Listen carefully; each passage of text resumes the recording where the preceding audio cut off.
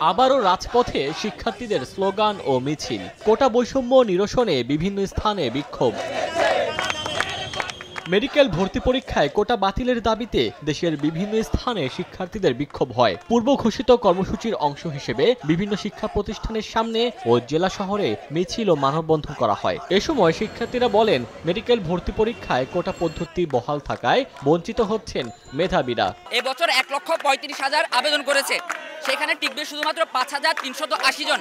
সেখানে যদি শুধুমাত্র মুক্তিযোদ্ধা কোটায় নিয়ে যায় 200-200-200-এর উপরে সিট, সেখানে আসলে কিভাবে আমরা একটা কোটা মুক্ত বাংলাদেশ চিন্তা করতে পারি? যদি কোনো কোটার সংশ্লিষ্টতা থাকে, আমরা আবু সাইদের মতো ভূমিকায় অবতীর্ণ হব। আমরা চাই এই দেশের সমস্ত পরীক্ষা, সরকারি হোক, মেডিকেল হোক, বিশ্ববিদ্যালয়, সমস্ত পরীক্ষা থেকে কোটা প্রথাকে বিলুপ্ত করা হোক। 250-টিরও বেশি ডিজাইন অপশন নিয়ে ওয়ালটন স্মার্ট ফ্রিজ, বোঝে আপনার প্রয়োজন।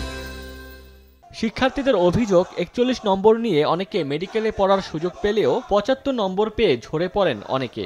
যেখানে 73.25 পেয়েও একজন সাধারণ শিক্ষার্থী ভর্তি পাওয়ার সুযোগ পায় নাই, সেখানে একজন কোটাধারী স্টুডেন্ট 37 পেয়েও ভর্তি পাইছে। সে তো কেমিস্ট্রি, বায়োলজির বেসিক কম্পোনেন্টই জানে না, সে কিভাবে ডাক্তারিতে তার যে মেধার প্রতিফলন কিভাবে দেখাবে। দ্রুত মেডিকেলে ভর্তি পরীক্ষা সহ বিশ্ববিদ্যালয় ও ইঞ্জিনিয়ারিং ভর্তি পরীক্ষায়ও কোটা পদ্ধতি বাতিলের দাবি জানিয়েছে সাধারণ শিক্ষার্থীরা। ওমর ফারুক, সময় সংবাদ।